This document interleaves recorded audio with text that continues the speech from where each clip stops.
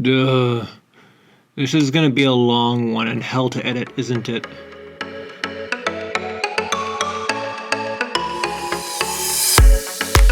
It's been 10 months since my last update video. Is this update schedule just gonna be a thing? I feel like a teenager apologizing for not updating their blog more often. Right, so let's do some updates. What the heck have I been doing? How's the theme park going? How's the laser cutter? How's the store going? Is COVID still screwing with stuff? So, to recap, the objective for us is still to build a theme park. As mentioned in my video 10 months ago, we're not shooting for Disney World here. We're going for pretty much the most awesome crossover between digital and physical gaming, and MMO in real life. See previous video. So first, let me try to explain what I was trying to do as a recap. 1. Me want theme park. Full theme park expensive, and hard to do on any budget. So shrink scale the diorama size. 2. Use those dioramas to run RPGs that people pay for access to in a grand, connected, and persistent world that would be freaking sweet. 3. Open a pop-up that runs for a short period of time, like a weekend. 4. Open a permanent facility. It's basically the ultimate D&D MMO experience. Simple, right?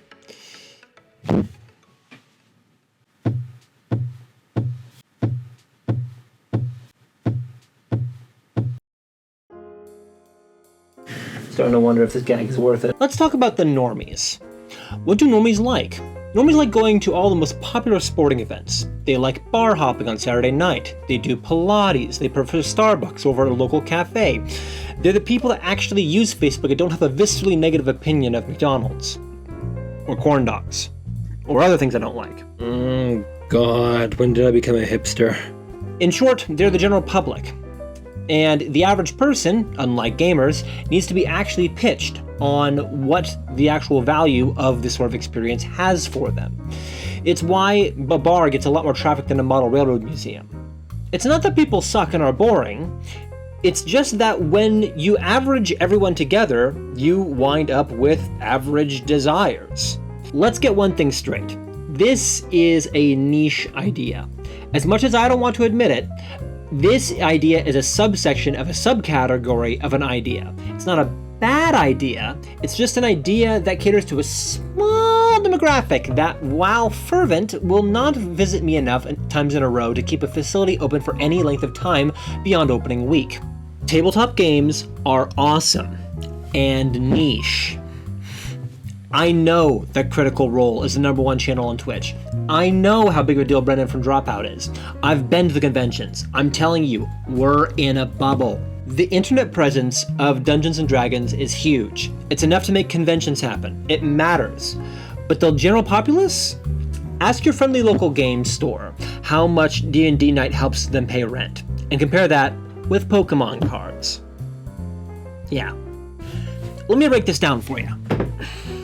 People who would be willing to come to this theme park as it stands are a subsection of RPG players, which are a subsection of tabletop board game players, which are a subsection of board gamers, which are a subsection of gamers, who are also in San Diego, within a half-hour drive of my facility, willing to pay $35 or more a person, who are willing to organize a group of 2 to 4 friends. Compare this to the graph for my escape rooms. Now think about the fact that I need to have people coming back regularly to take advantage of the persistent nature of the game. It was hard enough getting people to come to my escape rooms once.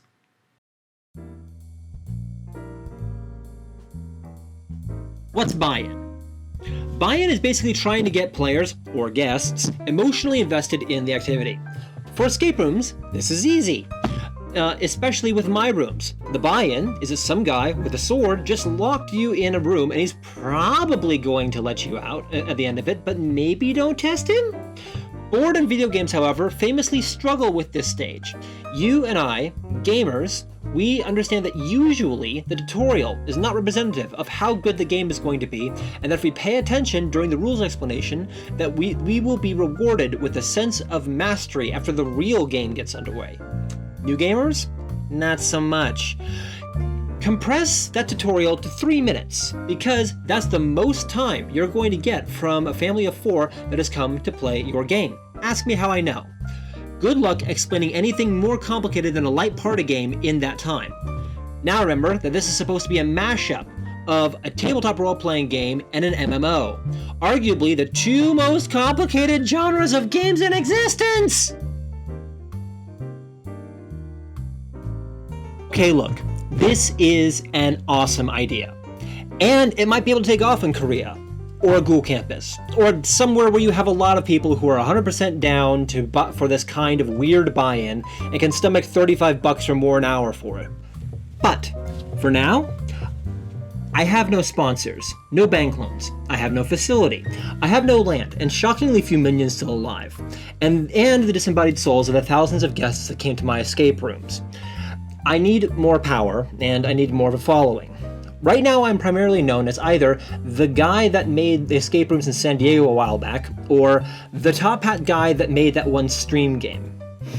While these are both accurate and welcome interpretations of Streeper Industries, we need to expand our influence beyond what a physical experience can reach. We need to go nationwide, international, harvest resources from a wide range of unsuspecting groups so that we can put it towards our nefarious purposes.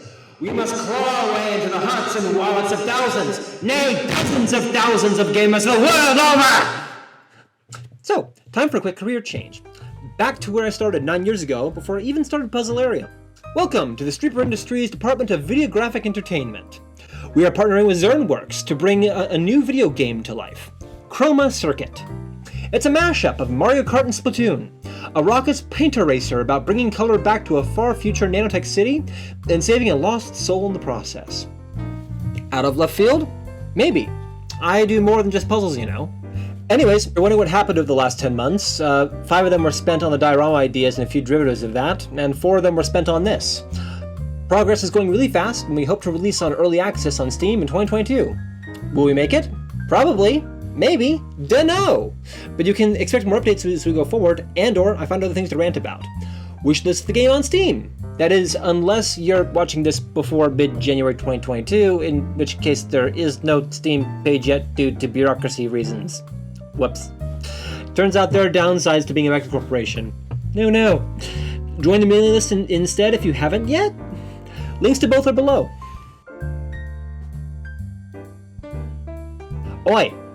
Oi, title card. Did you not just hear me? We absolutely are still in the theme park thing. We just need more resources first. We can't start from zero.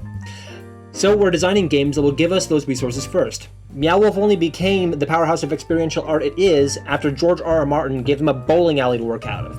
I can't rely on that. So I'm going to have to make the thing the same way that I made my first escape rooms 8 years ago. From scratch. The difference is that now I have a laser cutter. Thanks for that. That's definitely something. Well, we're going to need a lot more than that. For starters, we need a concept that is easily understood, cheaply housed, but difficult to master. And I think I may have some ideas. In the meantime, wishlist Chroma Circuit. Join the newsletter, and if you know of any streamers that would like me to play a game with them, do let me know. I'm always able to make some time for games. Until next time, cheers.